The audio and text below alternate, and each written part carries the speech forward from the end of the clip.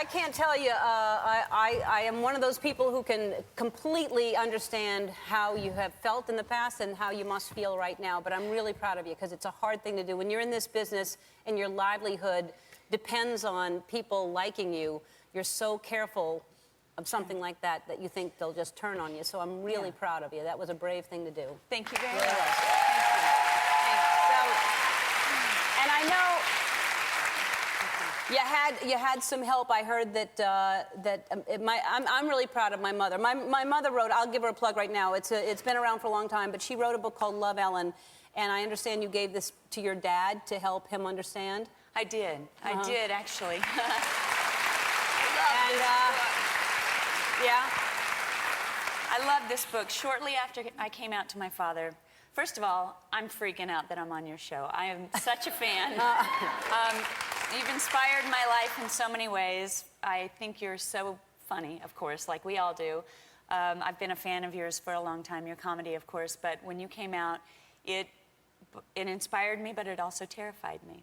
Yeah, I bet. And I was watching the episode of your television show when you came out, oddly enough, with my father. I went home for a funeral, and I was watching it with my sister and my father, both of who did not know at the time that I was gay. And you may not want to hear this part, but I'm going to tell you. Okay. No, I want to hear what happened. My father, the minute you came out, he reached for the remote control, and he flipped the TV off, and he said, "That's disgusting." And it sent me into a spiral. I bet.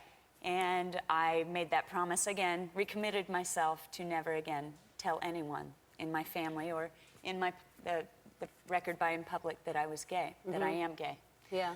And of course I found myself in a very precarious situation where my father and I were growing apart, and I had to tell my father because my life with him was becoming very detached, and I had to tell him. I wanted to tell him. And the minute I did tell him, there's a picture. That's actually the night I did tell him. Now, I want you to look at that water bottle. That looks like a water bottle, but in the bottom of the water bottle, that's chewing tobacco. He came up on stage the night after I told him, right before that show, and he addressed the crowd. That was his hometown of El Dorado Springs, Missouri. And he said, "I'm so glad you guys came out to see my daughter. I'm really proud of her. Now, kid, get back to singing." But shortly after I told him that I am gay, he came to my house, and I said, "Dad, I want you to read a book." And I had read your mother's book, and I was fearful that I would never have a parent like your mother. And my dad is the biggest advocate, and my dad has amazed me, and my dad is walking in the footsteps of Betty DeGeneres. Wow. Wow.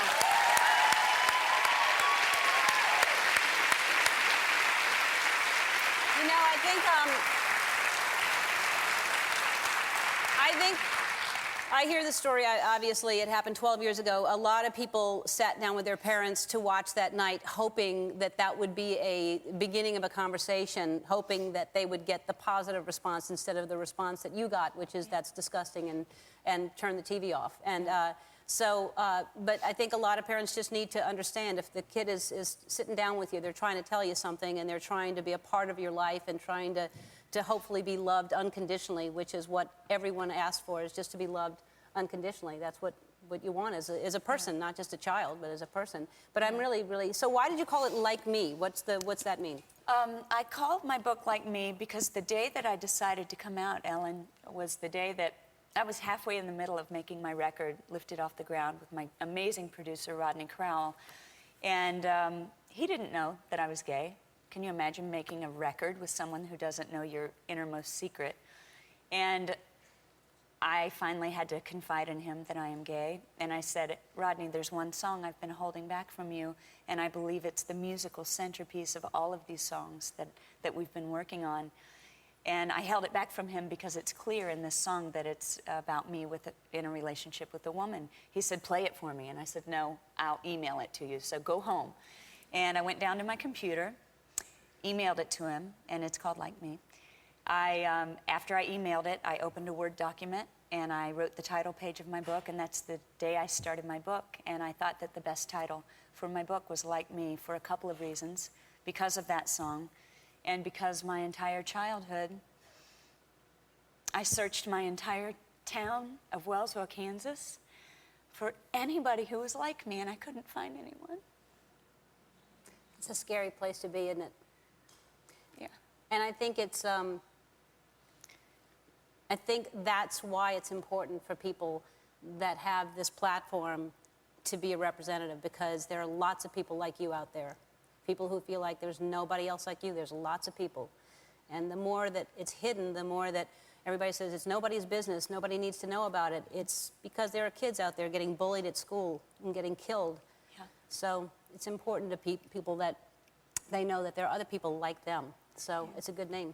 And I felt, you know, I've been making country records. I've just released my 7th record, and country music fans, I don't know if there are any country fans in the audience.